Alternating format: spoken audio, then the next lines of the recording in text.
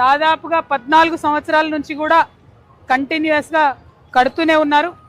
ప్రభుత్వాలు మారుతూ ఉన్నాయి కానీ ఉప్పల్ ప్రజల పరిస్థితులు అయితే మారడం లేదన్న విషయాన్ని మనందరం కూడా గమనించవచ్చు. మరి ఇక్కడ ఉప్పల్లో ఉండేటటువంటి ఫ్లైఓవర్ పూర్తి చేయడానికి కోసము పోయిన సంవత్సరం నేను లెజిస్లేటివ్ కౌన్సిల్లో ఒక ఎమ్మెల్సీగా ఈ విషయాన్ని రేజ్ చేయడం జరిగింది. అప్పుడు కూడా కోమటిరెడ్డి వెంకటరెడ్డి గారు తొందరలో పూర్తి చేస్తాం మేము బీజేపీ కిషన్ రెడ్డి గారు మరి దగ్గరుండి కేంద్ర మంత్రి కాబట్టి దాన్ని పరిష్కారం చేయాలని నేను డిమాండ్ చేస్తున్నా.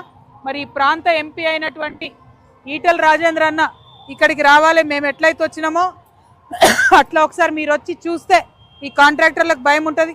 సెంట్రల్ గవర్నమెంట్తో అయ్యే ప్రాజెక్టు కాబట్టి ఎంపీ గారు శ్రద్ధ పెట్టాలని చెప్పి నేను డిమాండ్ చేస్తూ ఉన్నాను.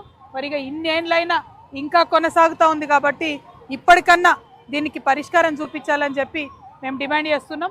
ఇక్కడ బీజేపీ ఎంపీ గారు శ్రద్ధ పెట్టాలి, స్థానికంగా ఉన్న ఎమ్మెల్యే గారు అవసరమైతే ఇక్కడ కూర్చొని దీక్ష చేసి ధర్నా చేసి మరి గొడవ చేయాలి, దీన్ని త్వరితగతిన పూర్తి చేసుకోవాలి.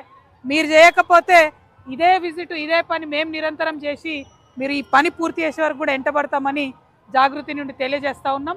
మరి మొత్తం రంగారెడ్డి మేడ్చల్ మల్కాజ్గిరి జిల్లా పర్యటన జాగృతి జనం బాట ఇవాళ ప్రారంభమైంది. ఇంకా 4 రోజులు ఈ పర్యటన జరుగుతుంది, అన్ని నియోజకవర్గాల్లో కూడా సాగుతుంది.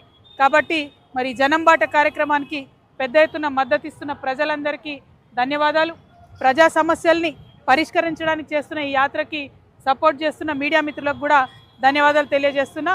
జై తెలంగాణ, జై జాగృతి, జై తెలంగాణ.